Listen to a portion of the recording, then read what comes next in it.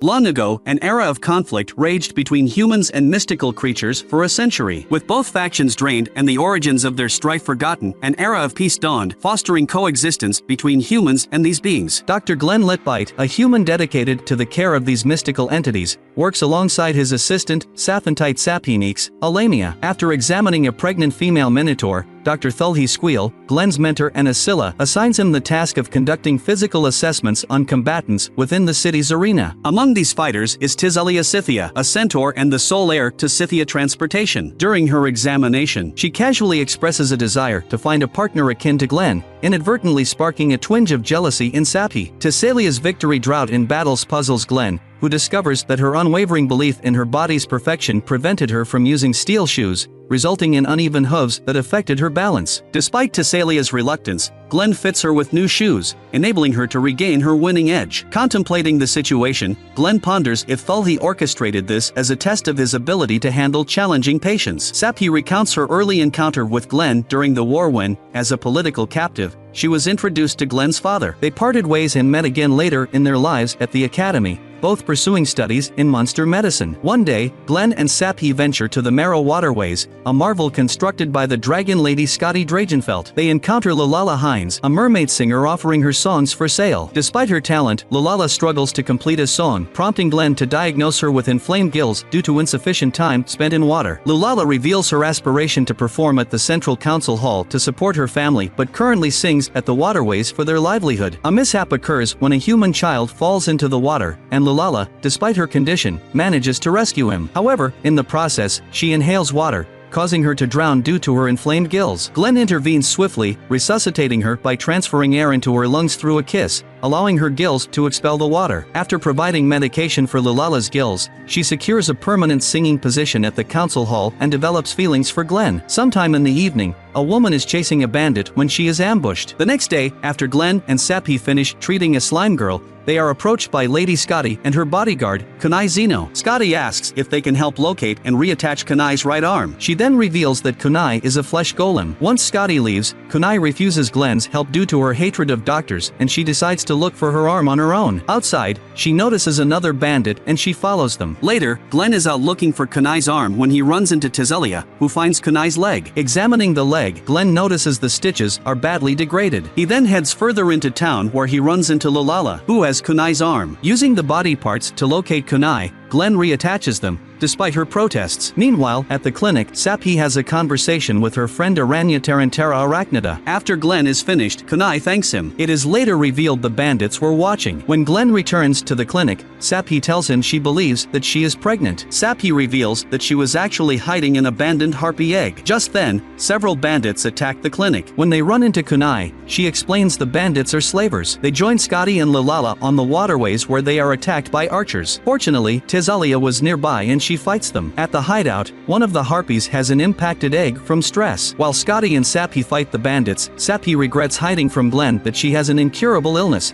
and that her family specializes in assassination. As children, she was actually under orders to assassinate Glenn's family if the business deal fell through. During the battle, Saphi is poisoned and passes out. When she awakens, Glenn explains the slavers were arrested and the harpy laid her egg safely. Saphi decides to admit the truth to Glenn, who reveals he actually knew already. Saphi is so happy she attempts to seduce him, only to pass out again. Glenn agrees to hold her tail until she sleeps, like when they were children. Saphi hints that the incurable illness she suffers from might just be love. Glenn hires Tizelia to transport them to the Harpy village for the Harpy's medical checks. A rock slide injures Kay, one of Tisalia's attendants, so she is flown to the village by the Harpies where Glenn diagnoses her with a sprain. Lorna, Kay's childhood friend, becomes extremely distracted without Kay and almost ruins Tisalia's negotiations to employ the Harpies as air couriers. Worried, Tizelia asks Glenn to examine Lorna. Glenn struggles to know where to start as Lorna has a psychological issue. Saphi suggests that since Lorna grew up higher strung and more sensitive than Tizelia and Kay, she may feel useless without someone in charge. Glenn makes the strange decision to take all control away from Lorna, outfitting her with a blindfold and reins. Surprisingly, Lorna immediately feels better as she is more able to focus on her job,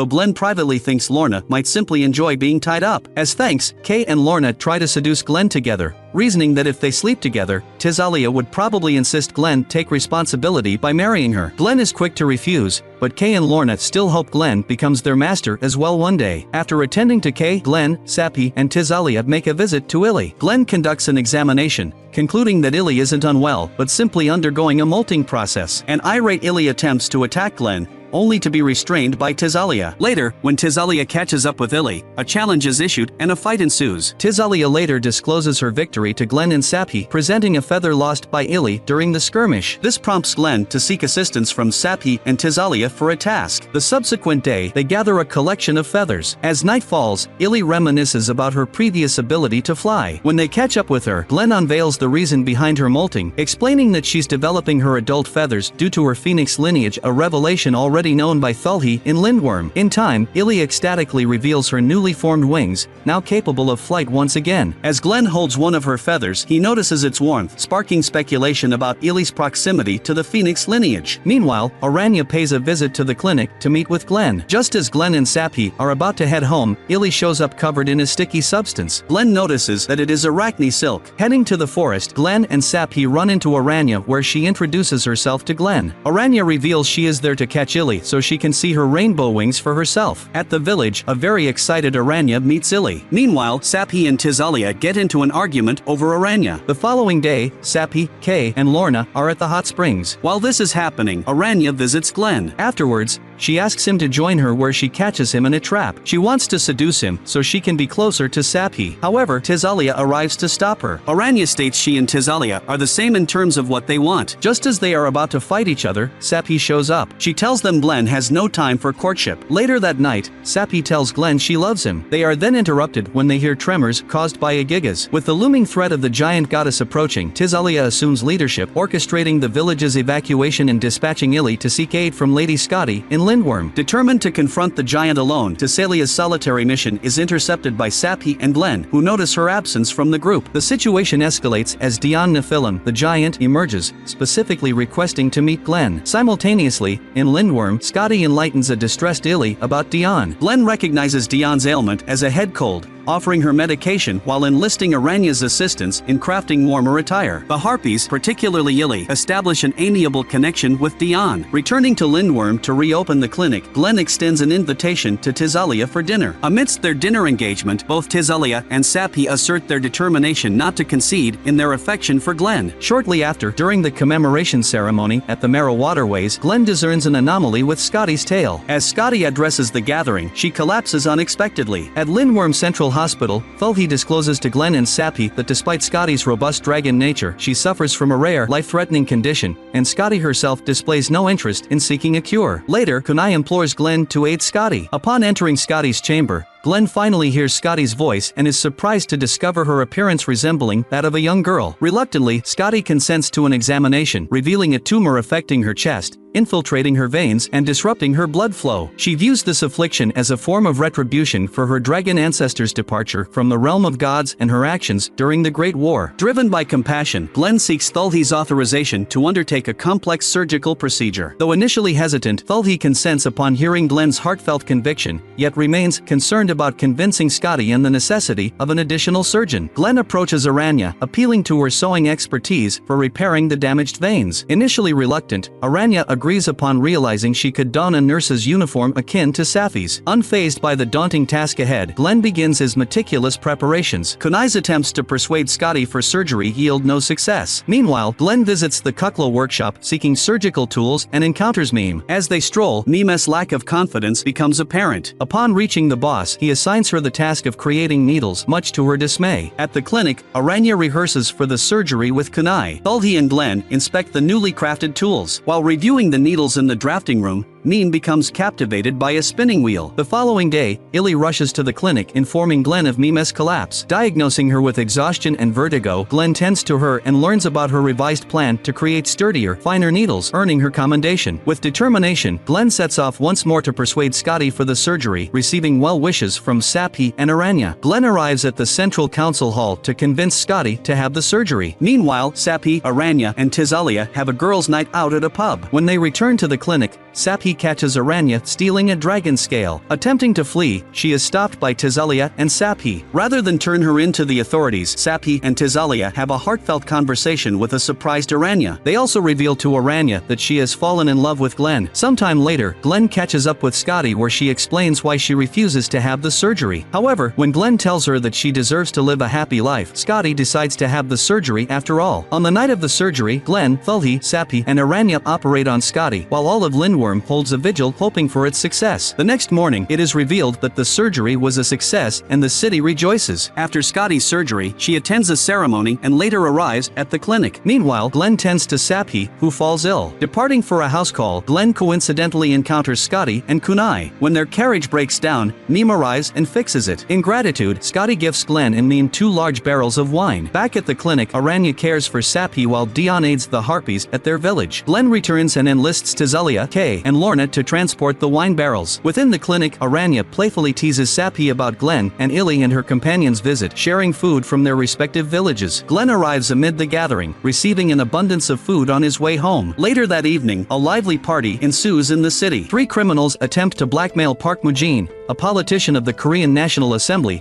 only for the criminals to be murdered by supernatural means that flattens the island they are standing on. Mujin begins making preparations for the upcoming God of High School martial arts tournament. Jean Mori, a 17-year-old martial artist, is late for the preliminary tournament while chasing a purse thief on a motorbike and catches him by teaming up with 17-year-old swordswoman Yumira and 17-year-old martial artist Han Daewee. At the tournament, it is explained fighters can use any martial art, bare fist, or weapons. The fighters are injected with nanomachines to monitor their vitals and heal injuries so they can fight harder. The announcer declares the fights will not be paired duels, but a mass brawl. Many fighters are defeated easily, until the commissioners send in convicted criminal Kong Manseok, a super strong martial artist who fights only with his feet due to his wrists being handcuffed. He humiliates Mira by stealing her Botken, then decides to duel Mori after Mori moves fast enough to avoid injury and even damage one of Manseok's ankles. Park Mujin infiltrates the Pentagon to see the president. It is revealed Mori never got to duel Manseok since Mira snapped Mori's neck to retrieve her Botken. The 3 fighters walk home together and Mori explains he entered the tournament for a rematch with the commissioner who scouted him. Daewee wants money to pay for his friend Woo Sungti's medical bills and Mira seeks a suitable husband so she can save her family's sword style by passing it to her children. Mori accidentally drops her Botken into the river so he and Daewee help her find it as it was a gift from her late father. At the next fight Mori, Mira and Daewee make it through their matches. Manseok fights Go Gamdo, a Tai Chi user. Manseok reveals he uses northern-style Taekwondo designed for battlefield combat that allows moves such as eye gouging and groin strikes. Manseok beats Gamdo and demands he beg for mercy. Disgusted, Mori saves Gamdo. The commissioners try to intervene but are overwhelmed by Manseok's rage at being humiliated. Despite this, Mori easily renders Manseok unconscious, only to find himself restrained by Mujin's unexplained powers. Mujin orders Mori be punished for interfering in a match. A mysterious cult watches the tournament. Mori faces disqualification until Mujin recognizes Mori's grandfather, Jin Taejin. Mira defeats Monmizion, an American female wrestler who entered the tournament seeking men for her harem. Mira reveals her family martial art includes swordless style, which can slice flesh using only fingers. Mori is told he can remain if he beats one of the commissioners, though not the commissioner Mori wants. That night Mori eats a peach Mujin gave him and immediately vomits blood as it was not a normal peach. Daewee's friend Sungti switches to a more expensive medication so Daewee becomes even more determined. He duels Baek Sunchul who fights with a baseball bat. Despite painful damage to his organs Daewee destroys his bat and knocks Sunchul unconscious. Mori awakens and only just makes it to his fight. He is told he will win if he can push the commissioner to the floor. Then when the commissioner mocks him, he easily pushes him down. Mori is amazed his body feels more powerful, but the commissioner is so angry he activates a supernatural power and summons a clown-like spirit to kill Mori, only stopping after being restrained by his fellow commissioners. Mujin happily confirms Mori is Taejin's tiger cub and swears to take possession of him. Mira is approached by Seongjin, a martial artist and businessman who asks her to marry him, promising he can make her sword style world famous. Mira withdraws from the tournament, angering Mori who criticizes her for treating marriage like a business arrangement and becomes convinced Seongjin has an ulterior motive. Myra's uncle asks Seongjin to end the engagement for Myra's happiness, but Mira insists they continue. Mori decides to infiltrate the wedding. Seongjin has a flashback revealing he is a cult member ordered to marry Mira to obtain her moonlight sword style, believed to be capable of defeating God. Mori infiltrates the wedding with Daewee's help and tries to convince Mira alongside her uncle and cousin. Mira is convinced not to waste the effort she already put into saving her sword style herself and cancels the wedding. Enraged, Seongjin Hyunjin admits he only wanted Myra's moonlight sword and summons a samurai spirit to kill them, managing to escape with Myra's Bakken. Mira is unconcerned and decides to re-enter the tournament without it. Later, Sunti deteriorates and Dewi snaps and assaults several bullies who routinely harass him at work. During his match against Mira, Dewi wins by savagely beating the swordless Mira unconscious and promising to defeat Mori in the finals. In his youth, Dewi shared a violent rivalry with Sunti that developed into friendship. Mori defeats his next opponent and will face Dewi in the finals. In hospital, Mira urges Mori to fight Dewi for the right reasons, not for revenge. As their match begins, Dewi and Mori are evenly skilled and Mujin watches hoping Mori will awaken. Mori knocks Dewi down and tries to show him mercy instead of taking revenge, but Dewi takes advantage, claiming he was never really their friend and unleashes a devastating attack. By chance, Mira stumbles across Sunti's room in hospital and finds his family in mourning as he had already died. Dewi knocks Mori down, but as the referee begins the countdown, Mujin, who had promised to cure Sunti if Dewi won, informs Dewi Sunti is dead, hoping to unbalance him. Dewi flashes back through his entire friendship with Sunti and decides to lose the match. Mira arrives and interrupts the match with a goodbye letter Sunti wrote to Dewi. With renewed determination, Dewi rejoins the fight, rediscovering his friendship with Mori. Mori deals a final blow to a happy Dewi, winning the match. Mujin comments that he seems to have found 2 tiger cubs. As the 3 friends leave the ring together, several other fighters watch them with interest. Mori's missing grandfather, Jin Tae-jin, refuses to join a mysterious cult, so they summon their god to destroy him. Mori is now Seoul's regional champion and can compete in the national tournament with a team of the regional's strongest 3 fighters. Mira defeats her next opponent, making her the 3rd fighter. Mujin hopes one fighter from nationals will awaken as the key. The commissioners worry over a group called NOX interfering, so Mujin summons the 6, including his elderly former instructor, Na Bangchim, who decides to make Mori his pupil to provoke Jin Tae-jin. While shopping, Mira meets the tournament's announcer, Sim Bonsa, with his family and realizes Bonsa is actually blind. He advises her to channel her feelings into her sword to find the true strength of Moonlight Style, revealing it was Moonlight Style that blinded him. As Bonsa leaves, he is approached by a NOX assassin, Priest Drake McDonald. Dewi demands Mujin tell him about the powers behind the tournament, so Mujin tells him about Chariot, fighters who borrow power from gods, demons, even historical heroes, and Mujin wants to find the strongest. The remaining members of the 6 receive their summons and start to move. Dewi tells Mori and Mira about Chariot, though this only makes Mori more excited about fighting strong opponents. As the national tournament begins, it is revealed that Drake not only killed Bonsa, but also seemingly Commissioner Q. At nationals, Mori and his friends face the North Chungcheong regional champions. Mori uses Bangchim's acupuncture techniques for strength,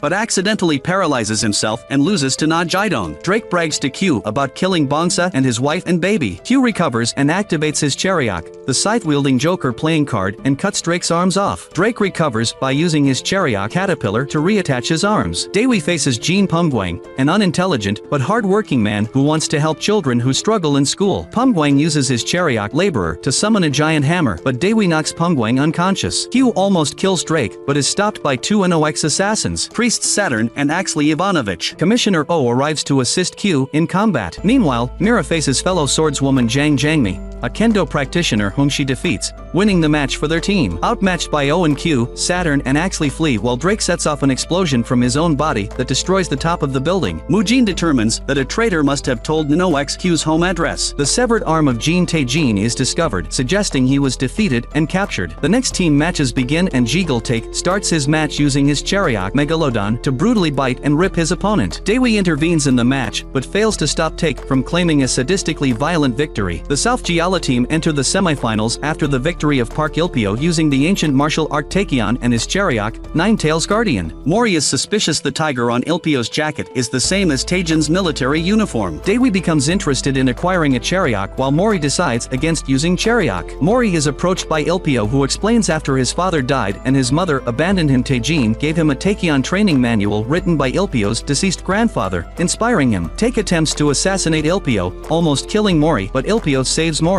Q learns Bongsa's wife and baby are alive, Drake having actually killed doppelgangers created by P after Bongsa was killed. Mujin informs Q 9 months' salary will be confiscated to cover the damages of his fight with Drake. Q runs into Dewi, who, seeing Q has no money, offers him 1 free meal a day in exchange for Chariot training. Mujin informs the commissioners they have permission to use the full power of their Chariots to prevent NOX assassinating the key. Mori becomes depressed over missing Taejin. Dewi and Mira receive anonymous messages informing them it is Mori's birthday and rush rush to celebrate with him, cheering him up. They decide to win the tournament together, then duel each other to decide who is strongest. Mori receives a map and a photograph of Taejin imprisoned, missing his arm but still alive. With Daewoo suspended for having interfered in Take's match, they will automatically lose unless Mira and Mori both win, except Mori is missing. Mira begins her duel against Lee Marin, who reveals he has Mira's stolen Bakkan, explaining he unlocked the full power of Moonlight Style where Mira failed and transforms her Bakkan into the sword Fengxian. Mira retrieves Fengxian, only for it to return to Marin, having recognized him as its true owner. Mori follows the map to Taejin, realizing too late he is a fake which explodes. The bomber, Fei Long, reveals he is killing weaker fighters like Mori to locate the key faster, and that he uses the Chariot doppelganger to create clones. Marin stabs Mira, declaring her too weak to wield the power to kill God. Mori is overwhelmed by the clones until Long reveals Marin and his team are dead and replaced by NOX cultists disguised using doppelganger. Furious, Mori uses an acupuncture technique to make him temporarily immune to pain. Mira refuses to give up and has a flash of divine inspiration, granting her the Chariot Lu Bu Fengxian and true ownership of the Fengxian sword. Marin attempts to use his Chariot Kraken but is defeated. Mori suddenly appears and easily defeats the second NOX imposter.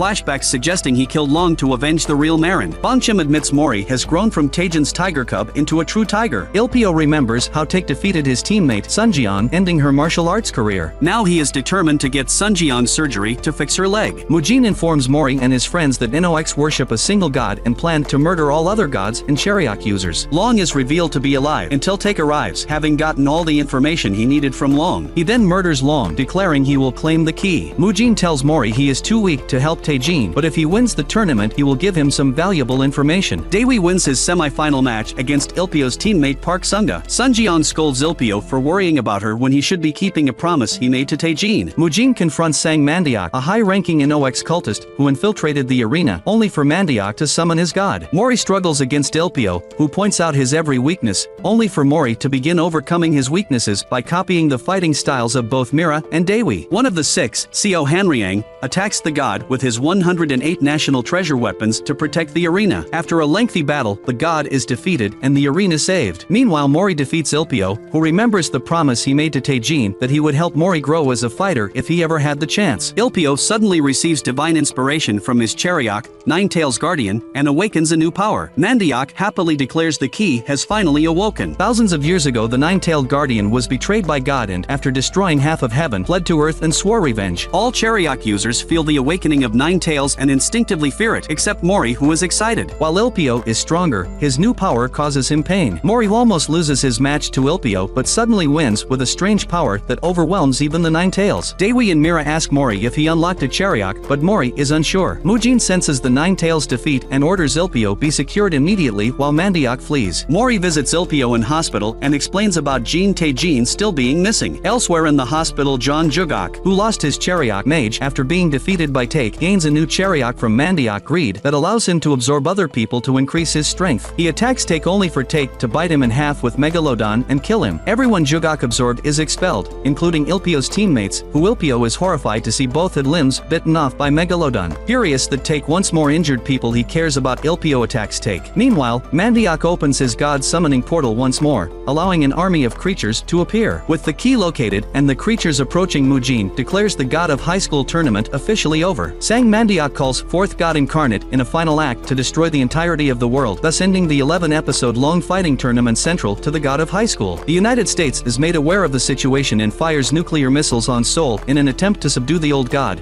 with complete disregard to the hundreds of thousands of lives to be lost as a result of this decision. The fight between Jigol Take and Park Ilpio continues, with Take revealing his true form to gain an upper hand. He consumes Ilpio and releases the key from within him. In a moment of frenzy upon the appearance of the key, members of the six servants of the god and Jean Mori clamor to seize the key, with Mori emerging with it in his possession. In order to protect the fighters, Park Mujin teleports them away to a spirit realm. With the missiles near and the citizens of Seoul stampeding to find shelter, John Jae-san too teleports all of the people of Seoul to a cliffside outside of Seoul, from which they witness the destruction of the god at the hand of Jae-san and his transmutation magic. In a bright flash, Mori and the other fighters are transported back to Seoul, where they see the body of the dead god. In the final moments, the key is stolen and consumed by Take, and all bear witness to his ascension. After consuming the key, Take transcends his mortal body and becomes a god. He begins to ambush Jean Mori and his friends, threatening to consume everything in his way. Mori's memory is triggered and he remembers his true identity. he is actually the great god Sun Wukong, the Monkey King. Despite not remembering many details of his life before becoming immortal, he jumps into action and summons his Rui Jingu staff to fight Take. The Monkey King manages to get in several punches,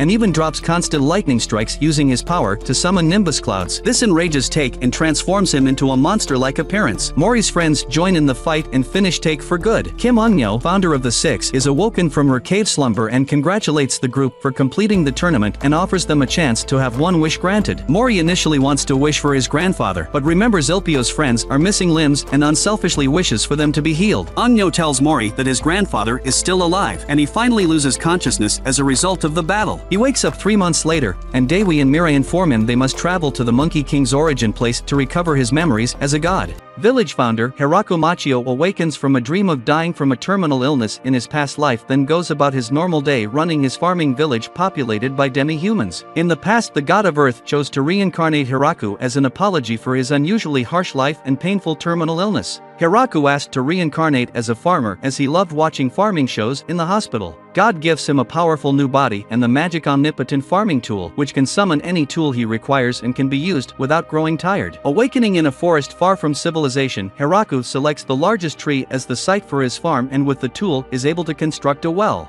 build a camp and dig his first field. To his amazement, the tool causes crops to begin sprouting without planting seeds first. After a few weeks, he rescues a pair of wolves he names Kuro and Yuki, who gives birth same night to 4 puppies, adopting all the wolves to protect the farm from monsters, and eventually Hiraku begins harvesting his first crop. Elsewhere, a young traveling woman hears tales of the monster-filled Death Forest and decides to investigate. God realizes he messed up by reincarnating Hiraku in the Forest of Death, but decides to wait until a monster eats him then reincarnate him again. Hiraku discovers he can dictate which seeds the tool sows with his mind and expands his fields. With winter approaching, the wolves fetch a friendly giant spider who weaves warm clothing in exchange for living in Hiraku's tree. Hiraku names the spider Zabuton. Throughout the winter, Hiraku struggles with loneliness, especially when the wolf puppies mature and find mates, and even Zabuton reappears with 20 babies. In the spring, Hiraku discovers a weakened vampire child named Rue in the woods, and after donating his blood, she resumes her adult size. Rue is amazed by his crops, which are new to this world, and explains she is a medicinal researcher, but when nobles sent a troublesome person to steal her research, she hid in the forest. They become friendly, and Hiraku asks Rue to move in with him. Rue agrees, and they become engaged to be married. Hiraku adds a herb garden to his fields to assist in Rue's research. Elsewhere, another young traveling woman is looking for the Death Forest. An angel named Tia appears searching for Rue and is surprised to find her married to Hiraku. Tia reveals Rue has a bounty on her after she destroyed a town, though Rue insists it was justified since a noble kept her imprisoned there. Rue abruptly invites Tia to live with them, and after experiencing their farming life, she takes to it like a natural. The wolves have even more puppies, so Hiraku expands the farm to give them more space. Half of Zabuton's babies leave to find their own territory, but the others live on Hiraku's fruit trees. Needing workers, Tia invites 7 girls to the farm, members of an almost extinct high elf clan who need a permanent home to rebuild their population. Due to their long lifespans, the elves have multiple skills, including construction, blacksmithing, and baking. Hiraku worries the demon lord who controls the forest will accuse him of stealing the land, but Rue assures him the demon lord won't care. Hiraku decides to improve the waterways around the farm. Zabuton captures a monster queen bee and gives it to Hiraku, who constructs a shed for her to build a hive and produce honey. Hiraku and the elves construct a canal and reservoir for access to water and fishing.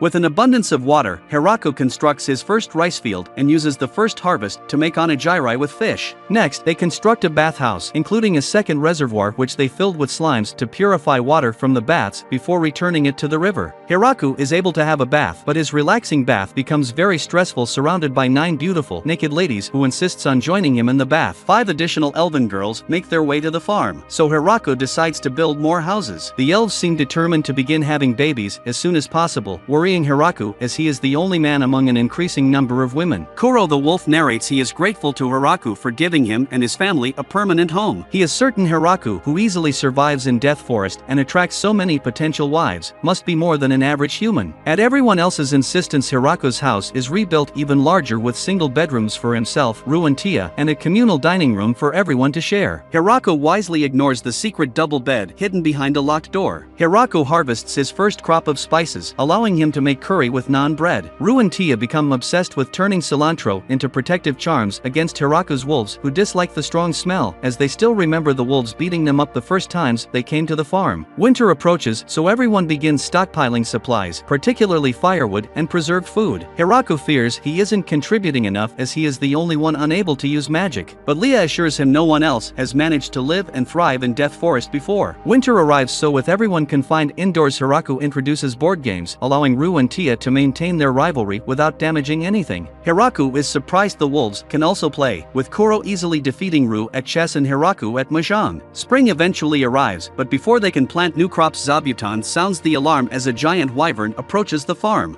Hiraku's farming tool spontaneously transforms into a magical spear, and he kills the wyvern. The slaying of a legendary wyvern terrifies the Demon Lord's generals and Drime the Dragon King, who all wonder who exactly is living in Death Forest. Hiraku grows grapes to make wine. God is punished by his daughter, the goddess of agriculture, who reveals the farming tool he gave Hiraku is actually a replica of Grime the God Spear, and Hiraku has only survived using it because God coincidentally granted him a supernaturally healthy body. Zabuton and the wolves catch another vampire who turns out to be Rue's sister Flora. As another researcher, Flora is fascinated by Hiraku's description of fermenting microorganisms which make wine, miso and tofu, so she moves onto the farm, bringing cows and 24 ogre maids with her. Feeling outnumbered, Tia invites 3 more angels and a tribe of lizardmen who provide chickens. Another 30 elves arrive, all with plans to have babies. Hiraku really starts to worry about the absence of other men. As the farm expands to fit everyone, Hiraku renames it the Great Tree Village and throws a feast to celebrate the occasion, where everyone unanimously declares Hiraku as the village mayor. Demon General Beazle meets with Hiraku, who offers the Demon Lord 10% of his harvest as a yearly tax. Beazle accepts, but later reveals to Generals Gratz and Randon he only accepted 10% for fear of what is protecting Hiraku's village: Vampire Princess Rue, Angel of Annihilation Tia, an army of elves, angels and lizardmen, a pack of inferno wolves and a greater demon spider. Dragon King Drime also visits the village. Hiraku realizes as mayor the need to cultivate diplomatic relationships, so they build an embassy to house overnight visitors. Hiraku also wisely educates the villagers on the difference between guests and unwelcome intruders. Their next visitors are beastmen from Howling Village, miners and hunters whose leader Garf negotiates a trade agreement: silver, iron and glass in exchange for food crops. In exchange for wine, Drime agrees to ferry trade goods between the Great Tree Village and Howling Village. Eventually, 20 beastmen ask to move into Great Tree Village, all young women. Hiraku finally puts his foot down and demands the beastmen send men to live in the village as well, only to find the men they send are boys too young to marry anyone for at least 10 years. As Senna and the other beastmen acclimatize to village life, Hiraku still worries about not being able to use magic. He later defeats a grappling bear and a bloody viper fighting outside the village, which he cooks for another village feast. With Flora's help, Hiraku creates mayonnaise and miso. Later, dwarves led by Donovan visit the village to trade Hiraku's wine for distillation technology, allowing the village to brew corn whiskey. The dwarves end up moving into the village too. Hiraku hopes the dwarves might want to marry, but they are only attracted to women with beards. 2 dragons appear and Hiraku almost kills one until Gucci, Drime's butler, frantically reveals they are Drime's daughter Lastisman and wife Graphaloon. Graphaloon asks Lasti, Lastisman's nickname, to stay in the village as a diplomat, hoping to avoid Hiraku becoming their enemy. Hiraku later assigns Lastisman responsibility over all diplomatic relations, which the Demon General Beazle finds out on a produce procurement mission. Terrified, Hiraku now commands dragons. He sends his own daughter Florem to live in the village as a spy. Florem is shocked to observe the village's army is powerful enough to threaten the demon army, and is even more shocked to learn from Lastisman their commander Hiraku is a human strong enough he almost killed Graphaloon. Florem decides to stay in the village longer than planned, despite being, at first, constantly nervous around Hiraku. The village acquits a slime who drank a barrel of the village's precious wine. Autumn rolls in, and, over a hot pot, Hiraku misses seafood, so Florem and Lasti arrange to trade for fish with a merchant named Michael. As part of the deal, he requests to become Hiraku's purveyor and manage all trade between Hiraku and the outside world. Hiraku senses Michael is trustworthy, though it is shown via comical flashbacks where Michael was terrified. Another dragon challenges Hiraku to a fight. After capturing her, Hiraku discovers she is Hakorin, Drime's immature older sister. Drime explains Hakorin believed Lasti had married Hiraku and, being single herself, was jealous. Unamused, Hiraku forces Hakorin to repair the damage.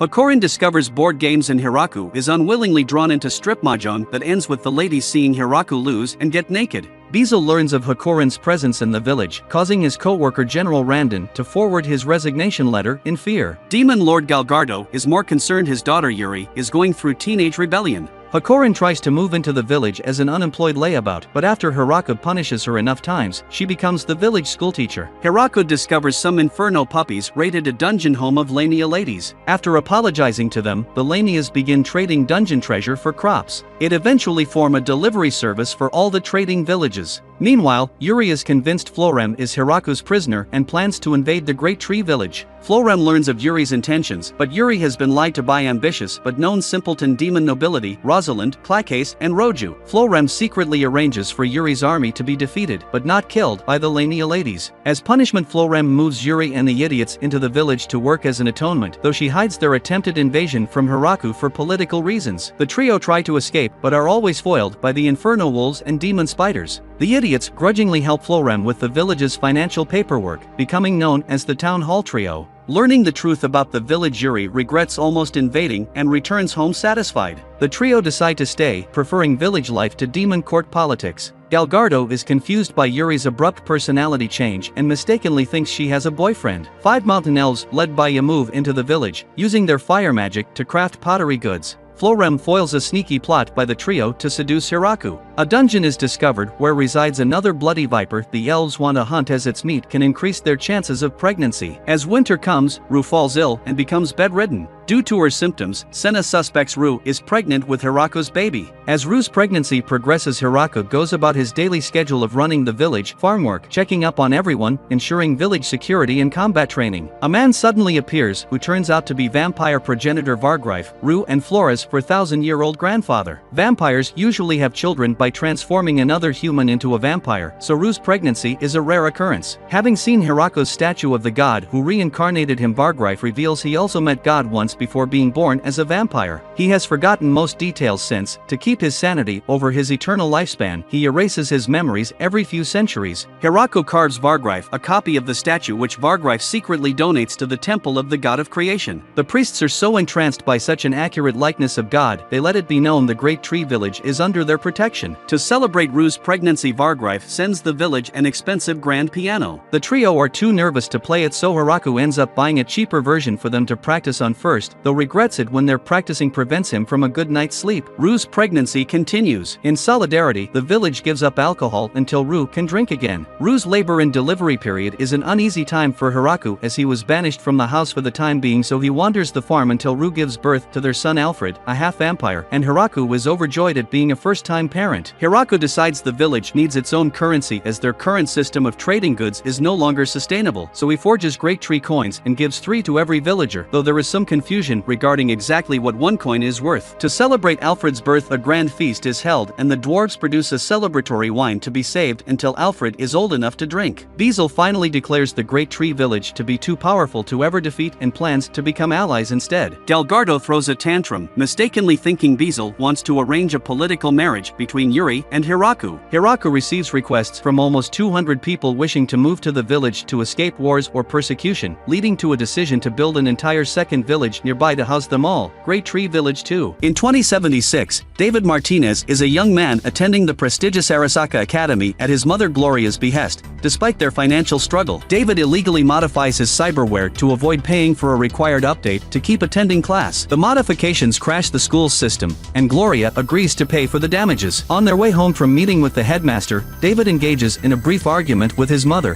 which ends when they are caught in a drive-by shooting by a gang called the Animals. Gloria is left badly wounded, but receives care when David manages to access Gloria's savings account to pay for her medical costs. While Gloria is in the hospital, David discovers she stole a military-grade Sandevistan spine implant. David is assaulted by his classmate Katsuo, who insults Gloria by insinuating that she earned the money used to pay for David's tuition via prostitution. Following the assault, David learns that Gloria's condition has worsened, and she subsequently dies in the hospital. After Gloria's death, David, who is now completely broke, meets up with Doc, a local ripperdoc to whom he regularly sells black market goods, and requests that Doc install the Sandevistan in David's body. Doc agrees to install the Sandevistan, which grants David superhuman strength, speed, and reflexes. Using his new abilities, David returns to school and beats up Katsuo. He does so in full view of the security cameras, resulting in his expulsion from the academy. Katsuo's father, Tanaka, an Arasaka executive, notices that David is able to utilize the Sandevistan with no apparent side effects, making him a valuable test subject for Arasaka's latest product. Meanwhile, as David aimlessly wanders the city, he encounters a young netrunner, Lucy, who agrees to take him on as a partner. After a night of pickpocketing marks on the subway, David collapses due to overuse of the Sandevistan. Lucy takes David back to Doc, who prescribes him immunosuppressants and warns him not to use his Sandevistan more than 2 or 3 times a day, regardless of David's unusually high tolerance. Lucy invites David to her apartment, where she confides that her dream is to migrate off-world to the moon. She shows David a virtual reconstruction of the moon's surface, but this turns out to be a distraction to sell David out to a gang of Edgerunners. David is confronted by the gang, led by a man named Maine, who reveals that Gloria had sold the Sandevistan to him a day before her death and that he is one of her acquaintances. David reveals he's Gloria's son and offers to work for Maine, demonstrating his compatibility with the Sandevistan. Intrigued, Maine honors his friendship with Gloria by giving David a chance to prove himself. David then returns home, having lost his trust in Lucy. The next day, David meets up with the gang, and Maine introduces him to the other members, Kiwi, Dorio, and Pilar. David then participates in a heist to steal navigation data from Maxim, a driver for Arasaka. The plan goes awry due to unexpected complications, and David and Lucy are forced to steal Maxim's limo to gain the data instead. Maine rescues them from a tiger claw biker sent by Maxim to kill them and, impressed by his performance on the job, officially inducts David into the gang. David also meets Maine's fixer, Faraday, who brought them the job of stealing Maxim's navigation data to obtain information on Tanaka's movements. David then receives a message from the academy offering to let him return, but he bluntly turns them down. As a new recruit, David receives training and instruction from the other gang members, including running errands for Pilar and his sister Rebecca, learning how to drive from Maine, and jogging at night with Lucy. He also participates in several jobs with the crew, such as taking out a gang of scavengers, rescuing Rebecca from the Maelstrom gang, and helping Lucy with pickpocketing. He learns that Lucy is a talented netrunner but not much else about her past. David confides with Maine that he has feelings for Lucy, but he's certain she doesn't feel the same and has trouble figuring out whether he should trust her. Eventually, David begins to feel at home with the gang. However, on the way home from a bar, Pilar begins harassing a homeless man urinating on the street. The homeless man is revealed to have cyberpsychosis and suddenly kills Pilar with a concealed gun. When the cyberpsycho targets Lucy, David uses his Sandevistan to approach the cyberpsycho and shoot him, with Maine finishing him off. David takes Lucy home while the rest of the gang stays behind to deal with the mess, where Lucy reveals that her dream to go to the moon is genuine. David promises Lucy he will take her to the moon, and they kiss. The gang tries to find more leads on Tanaka, and Kiwi mentions she discovered that he secretly indulges in illicit braindances created by JK. David recognizes the initials as the handle of Jimmy Kurosaki, a famous snuff BD director who also custom tunes BDs for special clients, including Tanaka. Seeing an opportunity to ambush Tanaka, the gang attempts to kidnap JK, but he outwits them, captures David, and flees the scene with Lucy and Dorio in pursuit. JK subjects David to traumatic BDs to induce cyberpsychosis before he is stopped and captured by Lucy and Dorio. With no other choice, JK agrees to lure Tanaka in, but not before cautioning David that the Sandevistan will inevitably make him go cyberpsycho. Tanaka arrives to meet with JK and is subsequently captured, but not before JK is mortally wounded in the crossfire. With a trauma team unit incoming, the gang is forced to quickly evacuate with Tanaka, while David remains troubled by JK's words. Maine begins developing signs of cyberpsychosis as he starts having trouble controlling his implants, randomly blacks out, hallucinates, and has significant mood swings, culminating in him losing his self-control and suddenly assaulting Kiwi as she tries to hack into Tanaka's cyberware, seriously injuring her. Lucy only agrees to take Kiwi's place because Maine is kept away, and David accompanies her. As Lucy dives into Tanaka's mind, Tanaka regains consciousness and begs David to let him go, telling him that he was responsible for rescinding his expulsion from the academy, he still has a future there, and that the Edgerunners will kill him after they extract his information to tie up loose ends. This causes David to hesitate long enough that Tanaka's neural implant shorts out, risking killing Lucy too. Dorio disconnects Lucy safely, but the gang's jammer is disabled, resulting in Trauma Team receiving Tanaka's vitals and en route with the NCPD as support. Maine first sends David and Lucy to their escape vehicle while he and Dorio take Tanaka to distract the authorities. However, during the battle, Maine begins to succumb to his cyberpsychosis, resulting in Dorio's death when she attempts to protect him. David tries to rescue Maine from the heavily armed police forces but can only watch as a regretful Maine blows himself and Dorio's corpse up, leaving David to flee with Maine's cybernetic arms.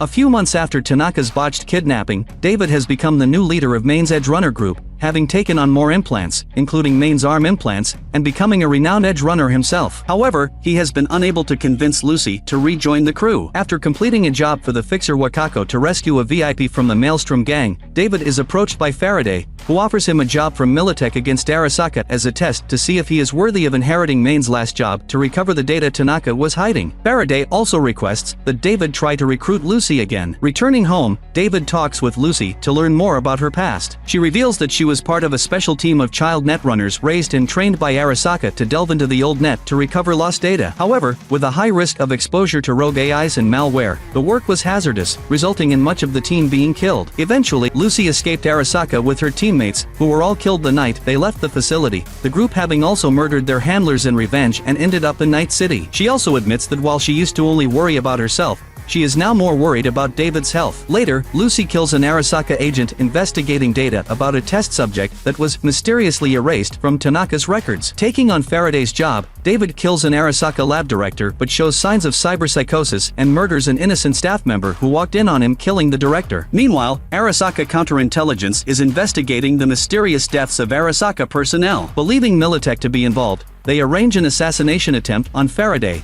who narrowly escapes. With Militech refusing to protect due to his lack of results on recovering data on Arasaka's cyberskeleton project, Faraday makes contact with Arasaka instead. Arasaka is willing to forgive Faraday for Tanaka's death in return for him tracking down the netrunner responsible for hiding Tanaka's data and killing their agents. Meanwhile, as David's cyberpsychosis conditions worsen, he suffers from trauma over the staff member he killed who reminded him of his mother, as the woman also had a son. Doc recommends that David scale back on his implants, only to be attacked by David, thus souring their relationship. David once again tries to recruit Lucy, but she insists there's something she has to take care of first, and David considers breaking up with her. Lucy then detects another Arasaka agent looking for Tanaka's data and heads over to kill him, only to fall into a trap set by Faraday and Kiwi. After interrogating Lucy, Faraday and Kiwi discovers that Lucy has been actively hiding Tanaka's data on David as a potential test subject for the cyberskeleton and was responsible for Tanaka's death to ensure his silence. Realizing this, Faraday plans to offer Lucy and David up to Arasaka to secure his position in the company. Faraday assigns David a mission to assault an Arasaka convoy to carry this out. David recruits the help of Kiwi, Rebecca, and Falco, and they manage to seize the convoy's main cargo,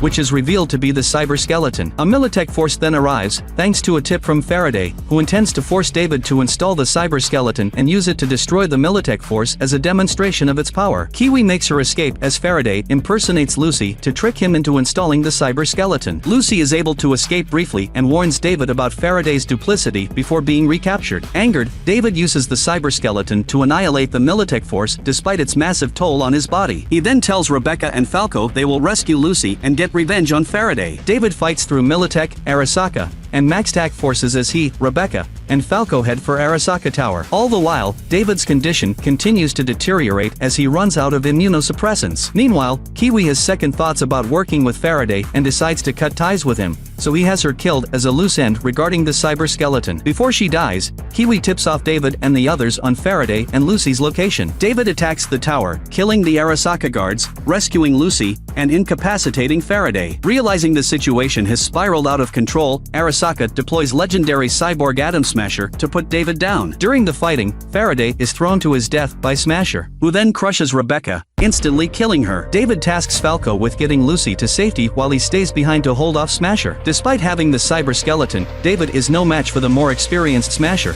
but he dies content with the knowledge that Lucy is safe and has no regrets. I've been feeling weird, I can't seem to focus good enough. Nothing's really clear, sometimes it could be a little tough. I just need to feel like the end's in sight for me, but let's be really real, anxiety can foggy all this stuff. I've been feeling. Sometime later, Lucy fulfills her dream of traveling to the moon but is despondent that David is not there with her, imagining a vision of him, one before he became an Edgerunner standing alongside her. The 11-year-old Kotoko Iwanaga is kidnapped by yokai and asked to become goddess of wisdom. 6 years later, she visits Kuro Sakuragoa, a man whose life she previously saved and fell in love with, despite his having a girlfriend, Saki Yumihara. She kept track of him for 2 years until the present day when Saki breaks off their engagement. Kotoko immediately asks to date him. Kuro explains Saki broke up with him after they saw a kappa and he ran like a coward. Kotoko calls him out on the lie, suggesting it was the kappa that ran scared from Kuro, causing Saki to realize Kuro is dangerous. Kotoko reveals most yokai are terrified of Kuro. When Kuro demands to know who she is, she explains her job to settle all arguments between yokai, and she shows him that her right eye and left leg are both prosthetic, the cost of becoming a goddess. As she leaves, Akamusa, a deceased samurai, informs her a bull Ayakashi is infesting the library. She asks Kuro to help with the Ayakashi, to prove she is a goddess. However, the Ayakashi has gone mad and refuses to listen to her. Kuro fearlessly allows the Ayakashi to sever and eat his arm, but to Kotoko's surprise his arm completely regenerates and the Ayakashi melts and dies. Kuro explains that when he was 11 he ate 2 yokai. As Kuro visits his cousin, a long-term hospital patient, he tells Kotoko he ate mermaid flesh, which should have made him immortal, but the second yokai he ate reduced the immortality to a powerful healing ability, though does not reveal what the second yokai was. He also reveals his flesh has become poisonous to yokai. Kotoko asks him to visit a giant snake mountain guardian, but he refuses. Kotoko visits the snake alone, not knowing Kuro followed and is watching. The snake is confused that a woman, Tanio Aoi, dumped the body of Yoshihara Hiro in the lake, yet the snake clearly heard her wish the body be found quickly. Kotoko reasons Tanio wanted the snake, not police, to find the body and eat it. But the snake is unsatisfied with this explanation. Kotoko explains from the police report that Tanio's boyfriend, Machiai Yoshikazu, committed suicide after being caught embezzling, but 2 years later Yoshihara confessed he embezzled the money and murdered Machiai to cover it up. Kotoko believes Tanio is actually protecting Machiai's brother, who really stabbed Yoshihara, and she dumped the body as an offering to the snake, a former water god, hoping it would rain and wash away evidence. Kuro reveals himself, questioning why Kotoko keeps referring to him as her boyfriend. Confused by all the theories, the snake demands to know the real reason Tanio dumped the body. Kotoko finally explains Tanio was actually wishing the police would find something she hid in the swamp years before, and used the body to get police to search the right area. Tanio had been pregnant when she heard Machiai committed suicide, and after miscarrying she angrily threw the fetus into the lake. After learning Machiai had been framed, she desperately wanted to give the fetus a real funeral. The snake accepts this explanation, and as they leave, Kotoko explains to Kuro that she simply gave the snake the most likely explanation. 2 years later, Steel Lady Nanes, the ghost of teen idol Nanes Kirin, causes a car crash. Policewoman Saki Yumihara, Kuro's ex, now suffering from depression, investigates the crash and is told that someone may be dressing as Nanes to commit crimes. She believes Nanes is real as thanks to Kuro she knows yokai exist. On her way home she meets Kotoko, who is trying to defeat Nanes. Tired of being afraid, Saki tries to defeat Nanes herself, but is unable as she is human. Kotoko's prosthetic leg comes loose just as Nanes runs away. Kotoko advises Saki to forget everything, but Saki tries to take her to the police station to get an explanation about Nane's other attacks. Kotoko realizes Saki is Kuro's ex and introduces herself as Kuro's current girlfriend, which irritates Saki. Saki becomes convinced Kotoko is a stalker Kuro can't get rid of. Saki defends her decision to leave Kuro after Kotoko agrees that Kuro can't be classed as human. After seeing how violent Nanes was, Saki is convinced she will soon commit murder. Kotoko reluctantly admits Kuro has been missing for a week, which causes a petty argument about which of them would actually be a better girlfriend for Kuro. After Kotoko leaves, Saki begins investigating Nanes and finds that her father died in an accident, but evidence was later found suggesting Nanes killed him. Trying to avoid the media, Nanes stopped taking on idol work and started living in several hotels. The idea that society turned against her based on rumors leads Saki to believe she may have returned as a vengeful spirit. Kotoko is suspicious as Nanes felt less like an angry spirit than a hollow puppet taking orders and realizes she needs information only police can provide. Saki's research reveals Nanes was found on a construction site, face crushed by a steel beam in an accident, yet a statement taken from Karen, Nane's older sister, worries Saki. Saki is visited by a tree spirit sent by Kotoko to ask for information about Nane's death, with the implication she will keep sending yokai to bug her until she agrees. Meanwhile, Kotoko heads to the latest sighting of Nanes and finds her in a violent fight with Kuro. Kotoko watches Kuro before Saki arrives in time to see Nanes crush Kuro's head, only for it to regrow. Saki is concerned that Kuro still seems unconcerned. Kuro approaches Nanes, dodges her attack and restrains her. Saki is confused as his dodge looked perfectly timed. Kotoko reveals the second yokai Kuro ate was a kitten, allowing him to predict future events. 10 generations ago, the head of Kuro's family forced his relatives to eat kitten to gain prophetic powers and mermaid flesh so they would not die after seeing the future, but even more people died and the experiments were abandoned. Kuro's grandmother repeated the experiment on him and was successful, but Koro became inhuman and Saki watches as Koro breaks Nane's neck, which only scares her more. Nanace recovers so Kotoko stops the fight and Nanace disappears. While talking to Saki, Koro is happy to see her and admits Kotoko is his current girlfriend. Kotoko reveals that to a yokai Koro has the monstrous mixed appearance of a human, mermaid, and kitten, which makes Nanace not fearing him even stranger. Kotoko believes Nanace was created by the imaginations of millions of people, fueled by a website dedicated to Nanace, giving her the energy needed to manifest as a powerful physical spirit. Since Nanace was created by people's imaginations, they must use the website to defeat imagination. Saki suggests shutting down the site, but that would be too legally complicated. Kotoko suggests creating another explanation for Nanace to draw people's attention onto the new story, causing her to disappear. Saki unwillingly provides more details about Nanace. Police deemed it likely she committed suicide, but eventually called it an accident. Nanace's sister, Hatsumi, always refused to believe Nanace was suicidal yet still blamed Nanace for their father's death, but had an alibi. At the crime scene, Kotoko summons the spirit of a deceased construction worker, terrifying Saki. The worker reveals the beams fell by accident, but Nanace did nothing to save herself, essentially committing suicide. Saki disagrees with Kotoko's methods as it doesn't let police know the truth and any alternate story is unlikely to be believed. Kotoko decides to use Kuro's future predictions to find the right story and Kuro agrees, despite it requiring him to die and resurrect. In the past, Kuro had explained that kittens don't predict the future, they select a future from limitless possibilities and make it come true, the effort of which kills them. Kuro must let Nanace kill him again and while dead must manage to select a future in which they defeat her. Sergeant Terada Tokunosuke, one of Saki's co-workers, confronts Nanace believing her to be a criminal in a costume, and is murdered. Saki is forced to lie about her whereabouts during Terada's murder, while the media link his death to Nanace, fueling the rumors. Saki decides to help Kotoko to avenge Terada. Kotoko warns Kuro that his hospitalized cousin, Rika, is undoubtedly involved, and Kuro admits he cannot defend her anymore now Nanace has committed murder. Saki arrives and is told that due to another new rumor spreading online, Nanace will likely begin chasing victims rather than let them escape,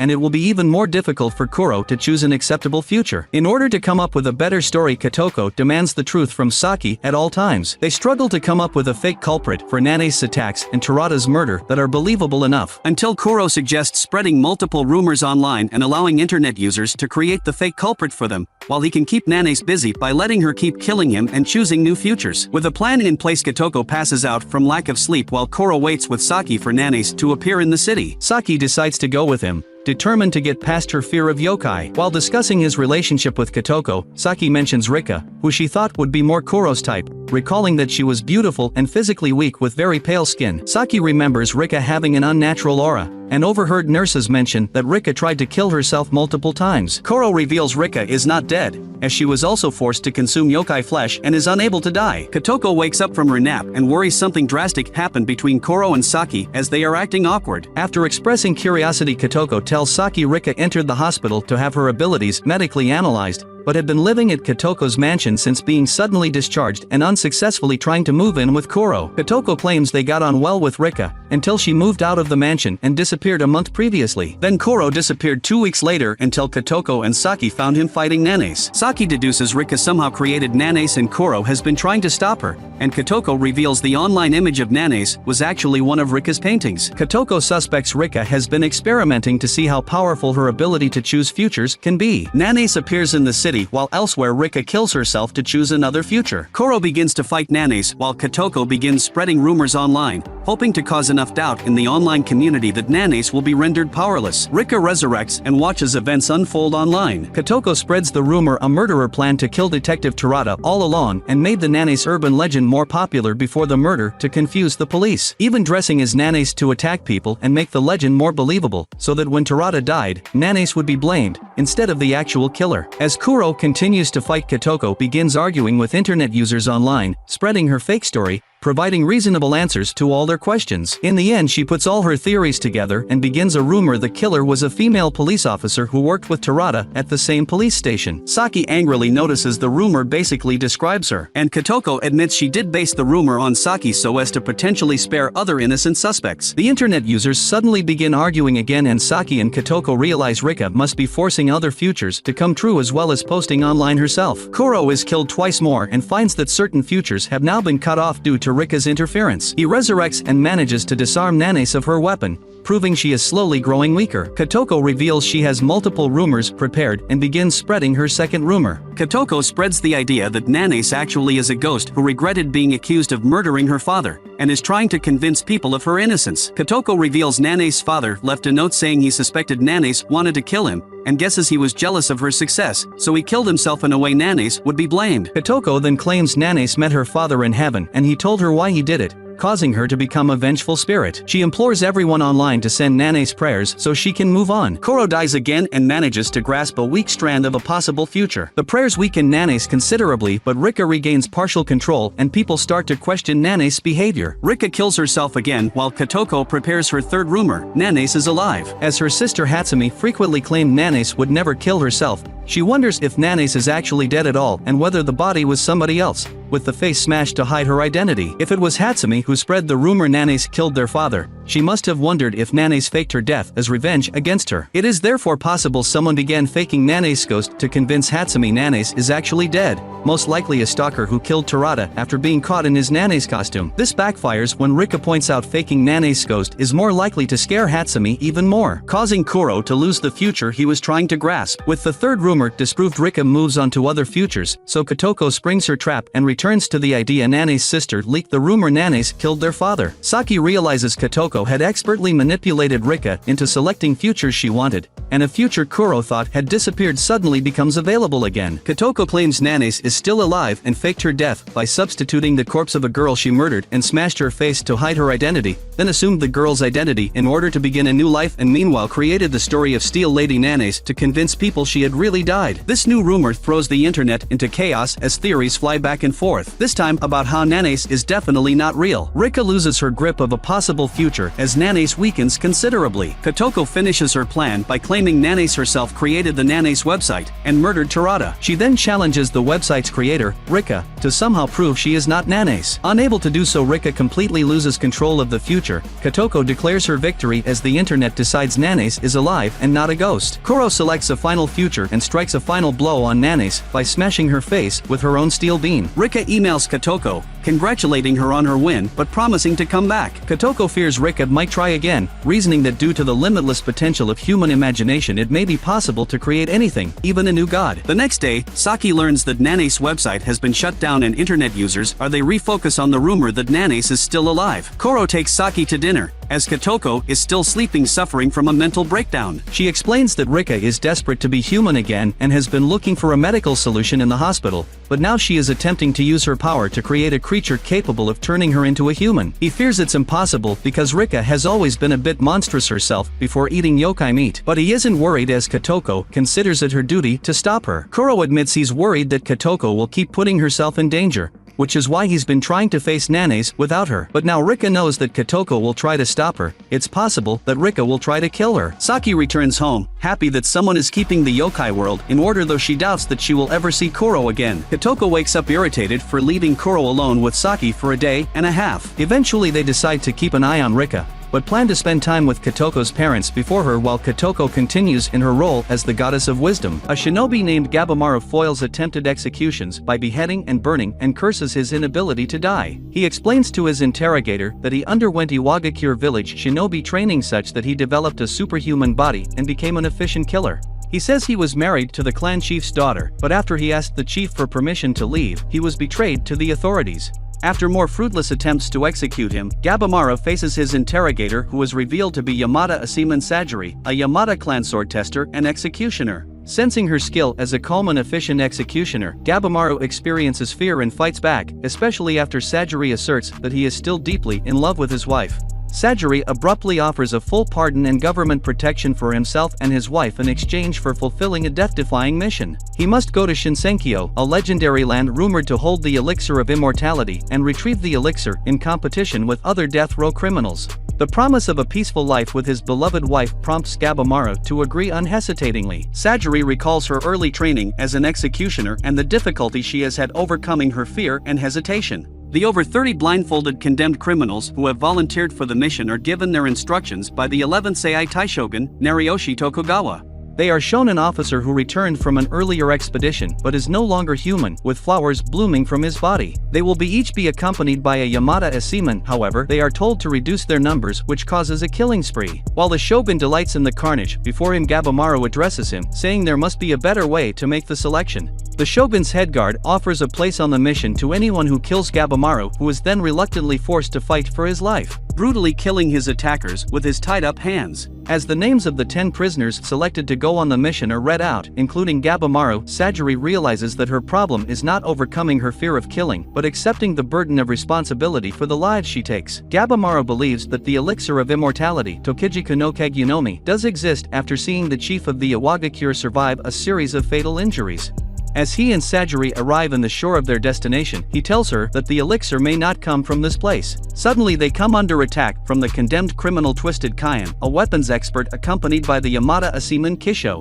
Gabimaru survives all of his attacks and brutally kills Kayan with his own weapons, even with his hands tied at Sajiri's insistence. As Kisho heads back to the boat with Kayan's severed head, he tells Sajiri that the criminals have already begun killing each other and predicts that shortly almost all will be eliminated. However, this only means that the Iwagakure will be sent in their place. After Kisho's departure, Gabimaru attacks Sajiri with a sword so he can find the elixir unhindered, but finds himself unable to deliver the killing blow. They both realize that he is not hollow and still has emotions as a result of his love for his wife, that accepting emotions is not a weakness, but a strength. Elsewhere, the criminal Tamiya Gantetsusai is stung by what looks like a human-faced butterfly and quickly severs his left hand, which withers and sprouts flowers. Both he and Gabimaru are confronted by strange monsters and simultaneously surrounded by bizarre creatures. Gantetsusai tells his Yamada Asiman Fuchi why he was sentenced to death and sets out to eliminate the other criminals to simplify his search for the elixir. Meanwhile, Gabimaru and Sajiri, who are being menaced by various huge fantastical creatures with Buddha-like features. When one attacks and injures Gabimaru, he realizes that they are surrounded and confronted by numerous opponents with unknown abilities.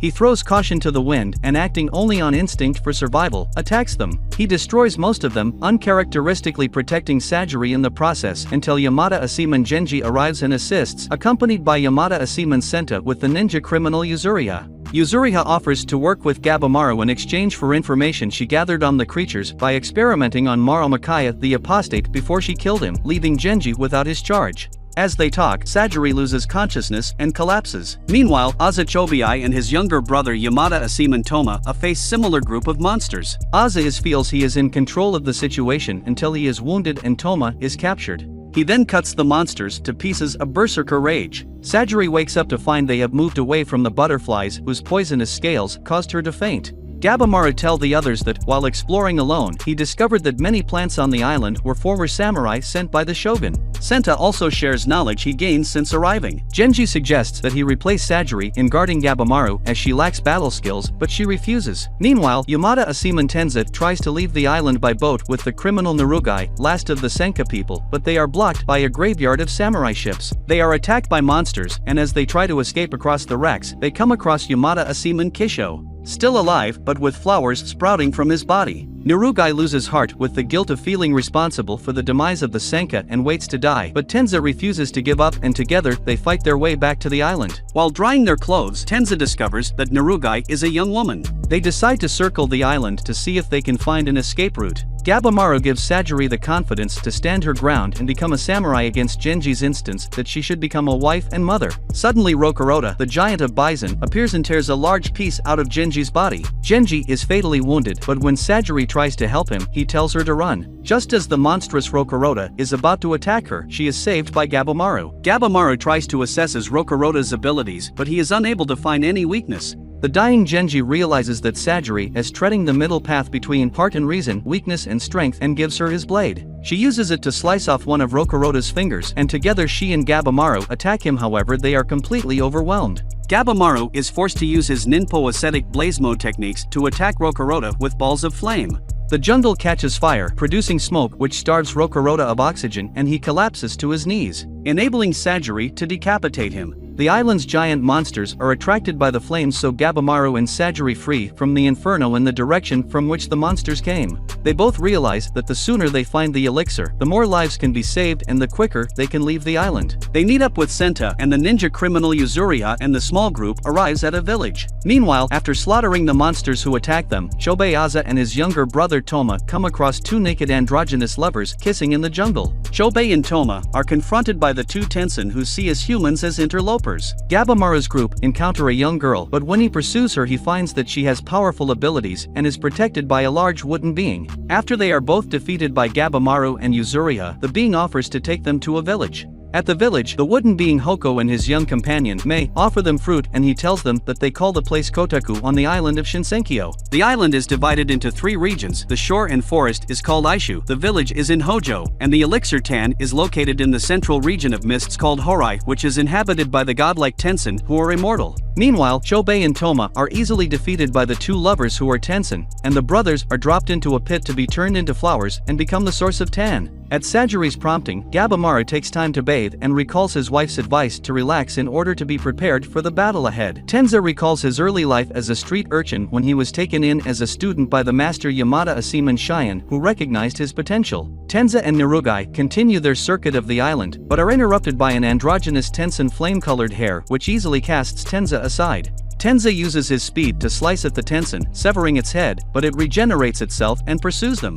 They are saved momentarily by the blind but experienced Shion, who again decapitates the Tensen. He explains that he killed the criminal Akaginu when she tried to seduce him, but then he could not find a current to lead him off the island. Suddenly, the Tensen strikes again, striking Shion in the throat, and when Tenza attacks with his sword, he receives a fatal blow. In a last desperate effort to save Shion and Narugai, Tenza attacks the Tensen with his bare hands, giving his life so that they can escape.